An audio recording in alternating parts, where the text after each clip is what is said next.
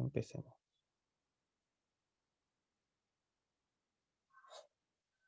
Buenos días. Cualquier consulta me la hacen al tiro, apenas tengan dudas. Nosotros vamos a ver hoy lo que es las técnicas de titulación por potenciometría, ¿ya? De todas las técnicas que vimos electroanalíticas, nos vamos a enfocar en potenciométricas. Pero potenciométricas pueden ser por electrodo ion selectivo o pH, que también son electrodos de ion selectivo. Donde vamos a titular y de a poco vamos a ver una diferencia potencial que va a estar traducida en pH. Esto sería lo que veríamos en laboratorio, ¿ya? Este de pH y este de potencial. Y este sería el montaje de cómo sería la titulación. En un agitador magnético, una barra magnética, una bureta, soporte universal y el pHímetro. ¿Por qué estas técnicas son ideales? ¿Por qué? Porque pueden medir muestras o analitos de sustancias oscuras, de muestras más complejas que no podemos ver el cambio de color. Por ejemplo, si hacemos una titulación por volumetría de Coca-Cola, ¿ustedes creen que vamos a ver ese cambio de incoloro a rosado? ¿O va a ser más fuerte el color negro de la Coca-Cola? Va a No ser se va. más fuerte. Por lo tanto, esa técnica no va a ver nada. Acá está la titulación. Listo lo que vamos a ver. ¿Ya? La misma curva que tenemos para la volumetría. Pero ahora vamos a hacer la técnica de la primera derivada, donde podemos ver el máximo del volumen equivalente, del punto de equivalente, y la segunda derivada que es más exacta. ¿Ya? ¿Por qué es más exacta? Porque tanto esta como esta solamente podemos ver con los volúmenes de que se titularon.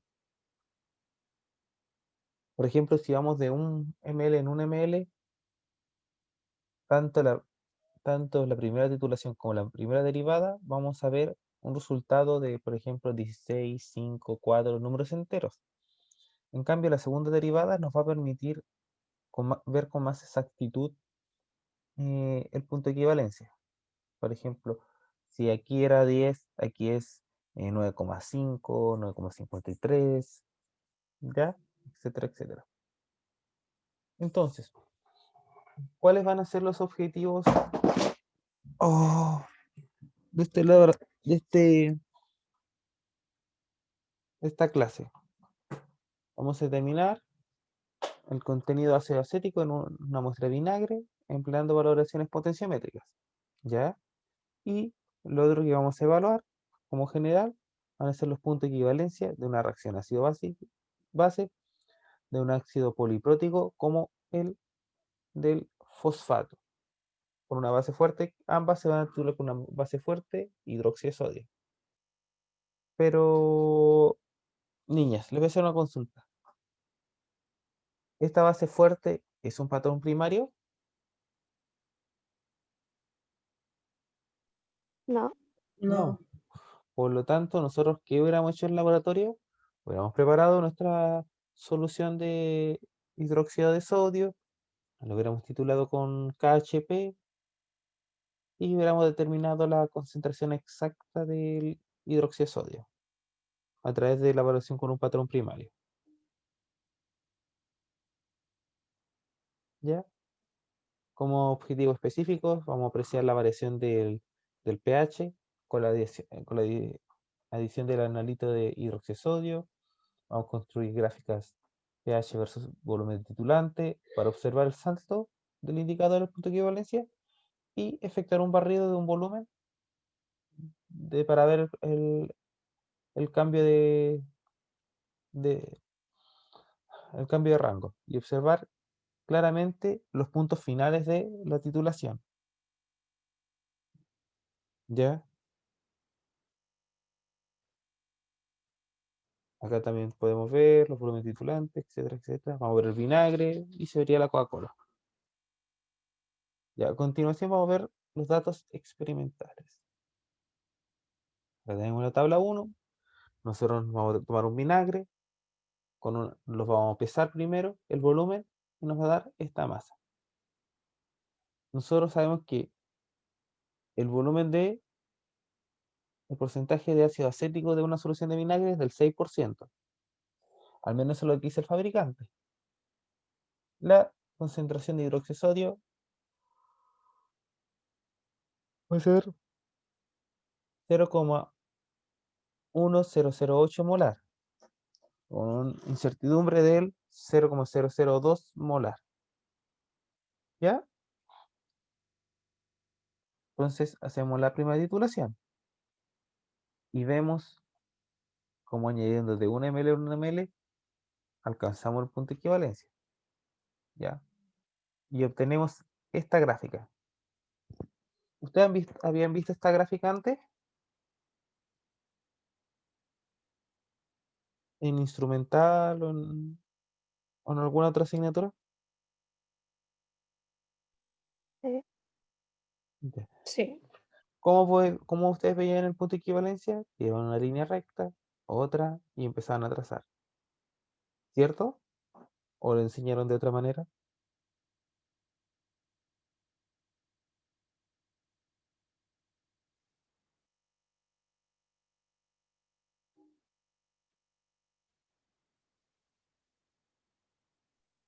O sea, yo al menos vi la tabla, pero jamás me dijeron cómo saber dónde estaba. Solo venía dado. Mm, Ahora ya saben de dónde viene.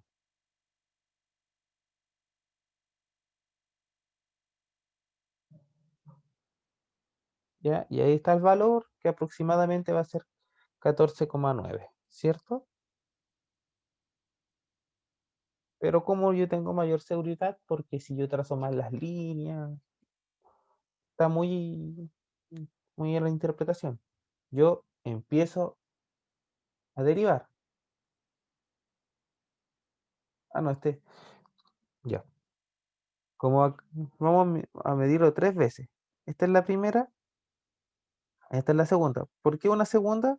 Porque en la primera hacemos un barrido, en la primera hacemos un barrido general y queremos tener valores más pequeños acá del salto.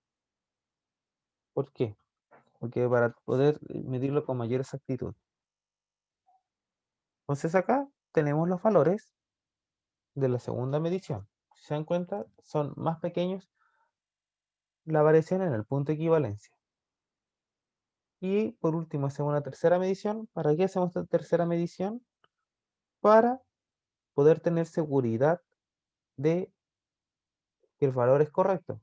Acá está cómo se miden y lo encontramos. Acá está más cercano a 15 que a 14,9, ¿o no? Por lo tanto, vamos viendo. Y aquí está la tercera medición.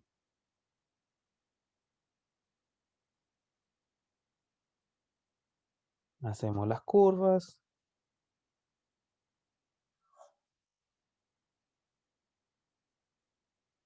Y tenemos el punto de equivalencia.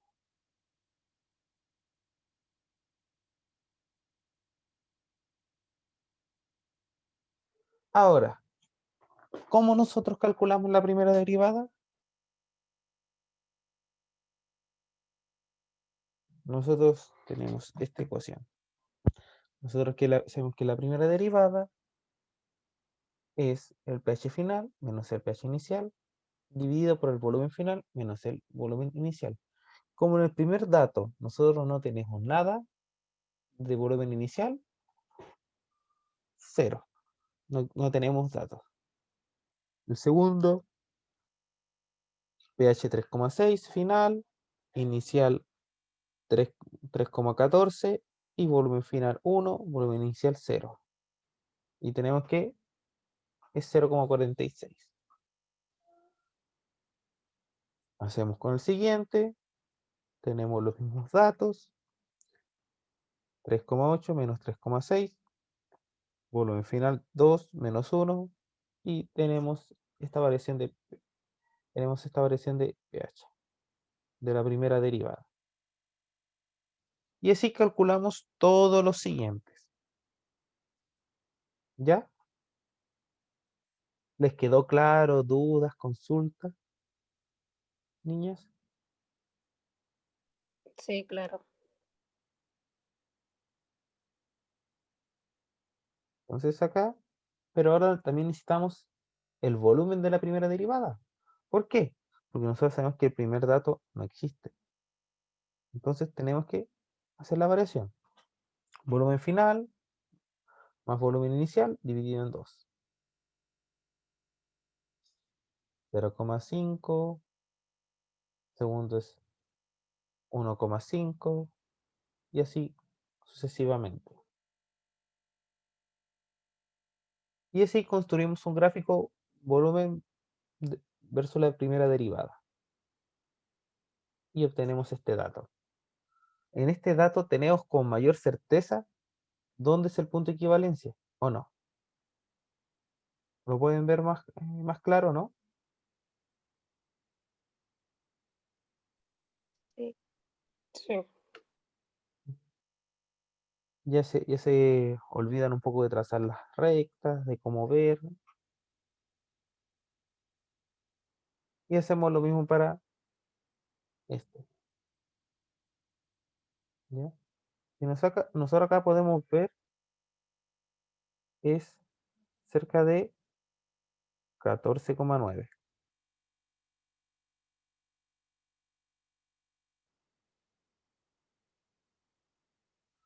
Ya, chicas, vamos a hacer este por último. Vamos a ver cómo se hace.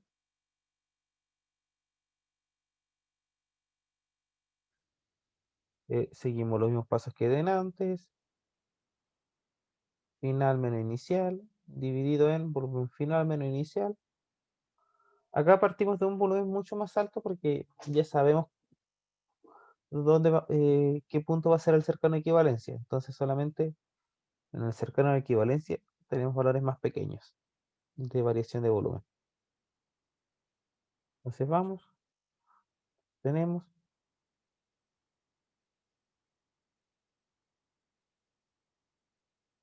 acá tenemos los valores de desviación de volumen y como la tabla de la larga, continuamos con los datos y obtenemos esto. Nos damos cuenta que para este gráfico, para esta titulación, los volúmenes son más pequeños y no se puede ver bien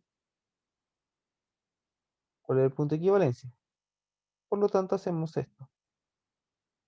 Y acá hacemos un zoom. Vemos que acá el punto de equivalencia es 14,9. ¿Ya? Ahora para la tercera medición. ¿Ustedes podrían hacer el gráfico, los cálculos ahora ustedes? ¿O no creen ustedes creen que todavía está un poco complicado?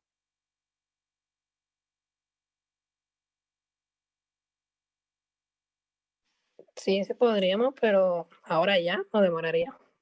Sí, Son hartos volúmenes. pero acá no son tantos. Nos podría dejar como tarea, profe. Pero esta no sería una tarea como evaluación.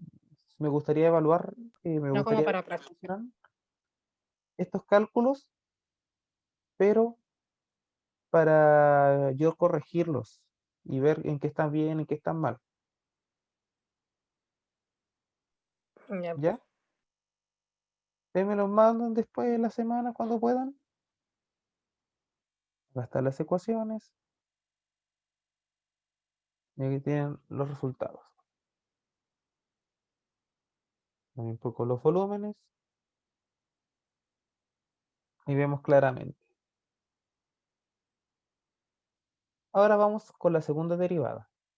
La segunda derivada la diferencia de pH, la diferencia de la primera derivada, como este es nulo, es con el anterior, tenemos este y 0,19. Acá 0,8.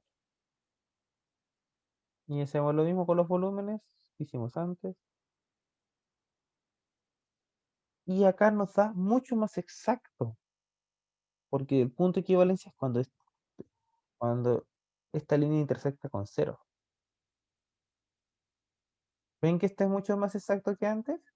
Que antes me da 14,9. Sí, Pero Sí, la primera medición lo hicimos de 1 ml en 1 ml. Por lo tanto, este debe ser el que tiene más error. ¿Ya? Porque tendríamos que tener muchos más datos para saber discriminar bien cuál es el punto de equivalencia. Por lo tanto, este no lo tomaremos mucho en cuenta. Hacemos lo siguiente con la segunda derivada. Sacar las ecuaciones.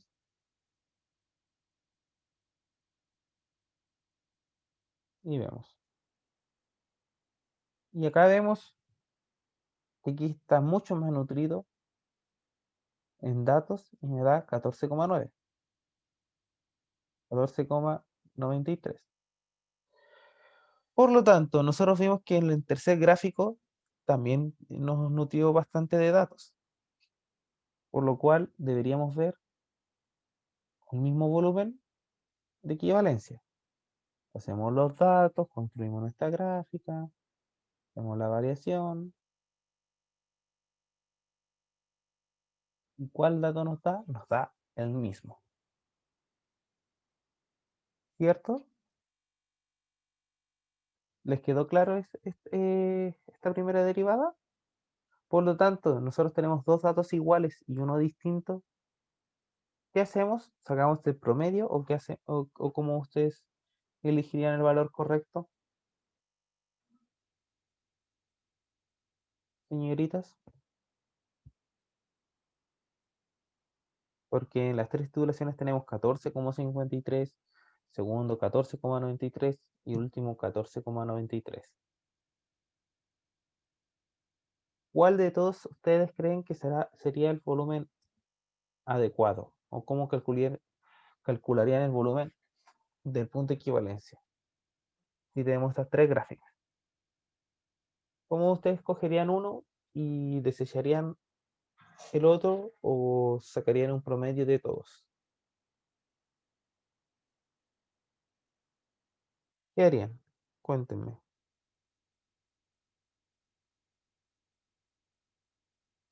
sacar un promedio de las tres mediciones. Como hay dos valores iguales y uno que es bien distinto, y el valor es distinto es porque se añadió volúmenes mucho más grandes cerca del punto de equivalencia, uno descartaría el tercero, el primero. ¿Por qué? Porque es el que se diferencia de los dos y tiene una justificación de por qué se debería diferenciar, de que tiene menos exactitud.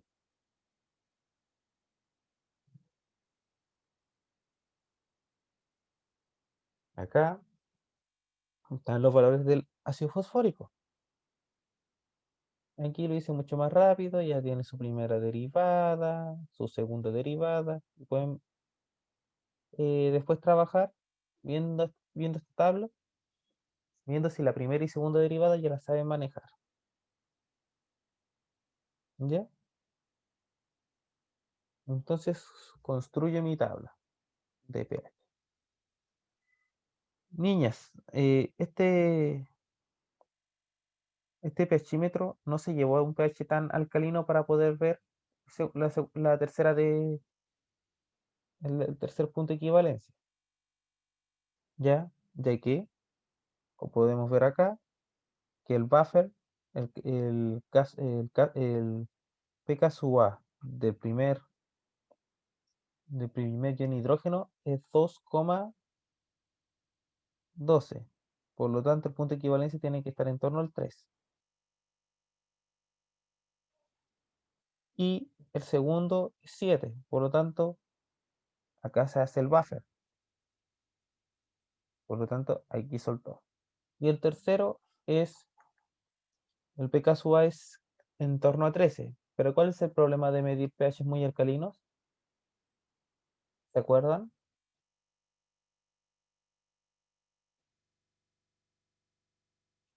De que ¿qué pasa con la membrana de vitrio en pHs muy alcalinos? Se oxidaba. Se oxidaba. Por eso solamente se tituló en los dos primeros puntos de equilibrio. Acá está la primera derivada. ¿Por qué el pico del primer punto de equivalencia es más grande que el segundo punto de equivalencia? Podría estar en la prueba esa pregunta.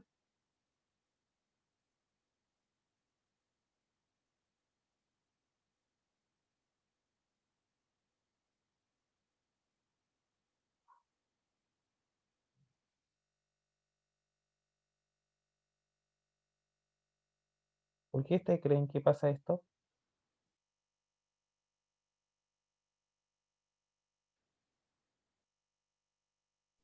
Por la liberación Por del la, protón es más fuerte del primero por que el la segundo. porque la constante de acidez del primero es mucho mayor que la del segundo. Y acá podemos ver los gráficos. Acá me da 2,1, 2,2 ml y acá me da 4,4. Como este tiene que ser el doble, son lo mismo. Y podemos ver con mayor exactitud el punto de equivalencia. Ya, niñas, ¿les quedó claro lo que era primera y segunda derivada? Sí. Ya.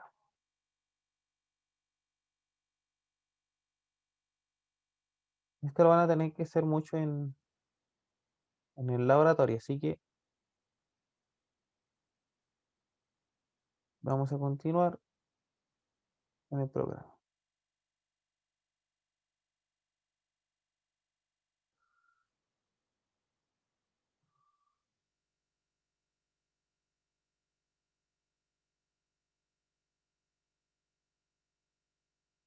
Y ahora vamos a entrar al módulo 4. Chicas, ¿qué les pareció esta pequeña ayudantía de clases? ¿Les pareció buena? ¿Les dio un poco lo mismo? ¿Qué piensan? Sí, bueno.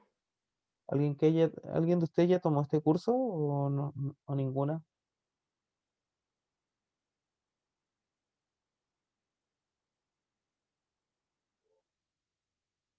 Yo lo estoy tomando por No, creo que todos lo tomamos por primera vez ahora. Sí, sí, eso me dio la impresión. Parece que todas las habían tópicos el año pasado. Ya. Ahora vamos a seguir con el módulo 4, flujo de corriente versus potencial de los métodos electroquímicos que emplean flujo de corriente. ¿Ya? La respuesta siempre está en potencial, que se mide en volts. La persona que me escriba los volts, no, es el potencial, porque volts son la unidad de medida. ¿Ya? O ustedes preguntan a qué kilómetros por segundo iban o qué kilómetros por hora. Preguntan a qué velocidad iba ese auto. Es lo mismo, ¿ya? Estos electrodos son de iones selectivos, dependen solamente de los movimientos de especies cargadas y no de lo que ocurran reacciones redox entre sí. Existen, sin embargo, diversos métodos analíticos para cuantificar reacciones óxido-reducción. Por ejemplo, de manera más simple, más directa, se puede reducir todas las especies iónicas en su forma metálica en el electrodo, eliminando los iones en solución. A este proceso se le denomina electrodepositación. La electrodepositación es cuando depositamos material sobre el electrodo de de nuestro analito problema. Y se utilizan mucho en la industria minera sobre todo. Pues aquí podemos ver la electrodepositación de plata, acá de material de interés y aquí de cobre. ¿Ya? Tenemos la pieza, la solución de cobre y se deposita todo en el ánodo, el cobre. Por lo tanto, la química analítica es muy interesante en este proceso de electrodepositación, ya que es una metodología analítica que permite determinar la concentración de iones que se depositan en el electrodo y se discrimina aplicando una concentración adecuada o un potencial adecuado para seleccionar solo ese material y no otro que también sea como impureza. Eh, ¿Cómo nosotros vemos este método? ¿Cómo podemos cuantificar? Pesamos nuestro electrodo antes y después de la electrodepositación. Lo pesamos antes, vemos el electrodo cuánto pesa y lo que ganó tiene que ser del material de nuestro interés. Es muy preciso este método. Si ven, tiene un error una incertidumbre del 0,02%, que es bastante bajo, y además es exacta. Y se pueden realizar diversas modificaciones para optimizar este proceso. De la misma forma, existe una segunda opción, los métodos galvánicos, donde se puede medir durante un proceso relativamente corto, pocos segundos, la corriente donde se oxida se reduce una especie de interés, ¿ya? Eh, Otro método de electroanalítico es la cumulompimetría. Yo creo que nosotros la vimos en tópicos de físico-química, ¿cierto? Donde podemos medir la carga total del analito y reducir o oxidar este. Los tres métodos tienen en común que se requiere intensidad de corriente eléctrica durante por lo menos algunos segundos que dure el análisis. En cambio, las técnicas potenciométricas, en vez de aplicar corriente eléctrica, aplicamos un potencial para poder determinar la especie. Acá está lo que vimos antes. Y estamos viendo los métodos de interfase, los métodos dinámicos. Podemos ver de potencial controlado que tenemos la coulombimetría, voltametría y la variación amperométrica. En intensidad de corriente cuando tenemos constante, tenemos la electrogravimetría, valoraciones coulombimetría y cronopotenciometría.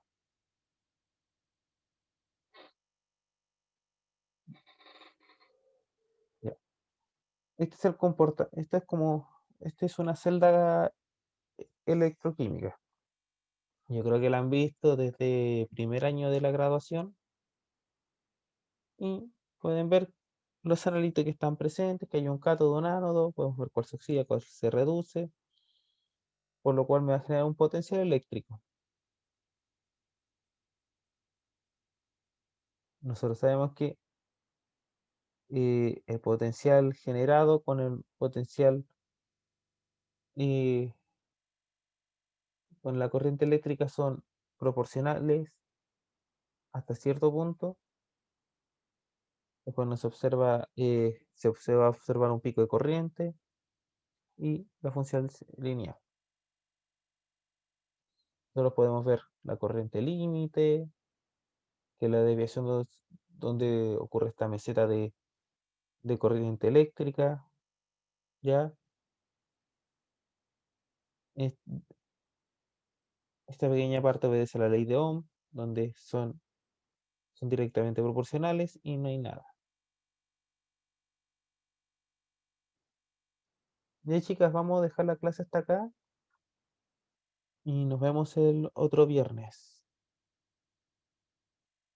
Niñas, por lo que vi en el calendario, nosotros tenemos clase este noviembre 6 y retomamos el 20, ¿ya? Por lo tanto, yo quería conversar con ustedes para ver los laboratorios el día 18, que es el horario de laboratorio. En este simplemente voy a decir voy a evaluar los informes, ayudar un poco la forma matemática, etcétera, etcétera. ¿Qué les parece?